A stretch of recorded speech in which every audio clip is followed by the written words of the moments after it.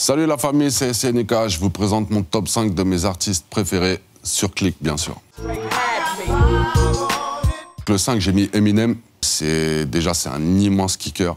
Un artiste blanc sur lequel personne croyait. Aujourd'hui, dès que tu parles de son nom aux États-Unis, tout le monde est respectueux, élogieux, et tout le monde le craint aussi en clash parce que c'est un immense client.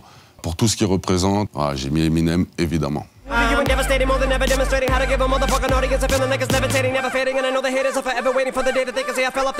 Oh, t'es là, tu te dis mais il s'arrête quand en fait? Alors j'ai mis Snoop Dogg parce que moi j'ai grandi en fait avec Doggy Style.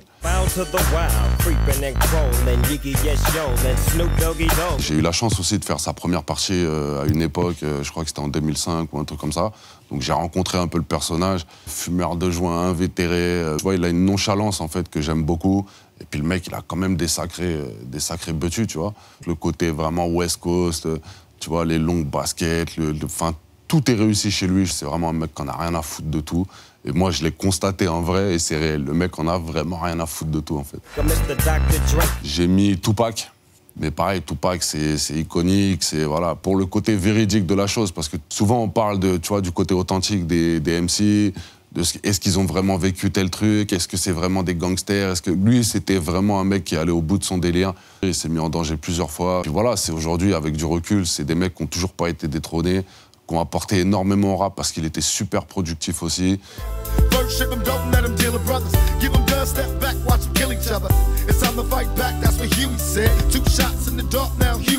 Je veux dire, dès que tu parles de rap, t'es obligé à un moment d'y penser, quoi. En 2, j'ai mis Tarantino. Alors là, on sort un peu du délire. En fait, le mec a une utilisation esthétique du sang. Il y a tout le temps plein de sang, mais c'est pas du sang grotesque dans ses films.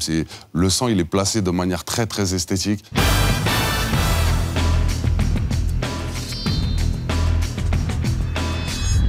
Je pense qu'un film de Tarantino, tu le reconnais tout de suite.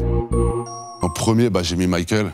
Le boss, le big boss, le patron. Et voilà, quand tu parles artiste, t'es obligé à un moment de parler de Michael Jackson. Le mec a commencé super jeune, ce qu'il a apporté à la musique en général. Je suis de la génération 80, et si t'es né en 80, t'es obligé d'être passé un moment par l'école Michael Jackson et d'avoir essayé de danser comme lui un jour ou l'autre dans ta chambre. Donc moi, c'est Men in the Mirror, qui est un putain de morceau.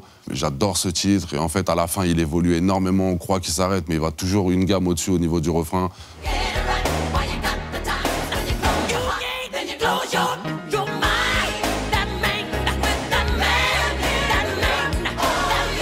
C'est pas le plus connu, mais en tout cas, moi, c'est celui qui m'emporte le plus.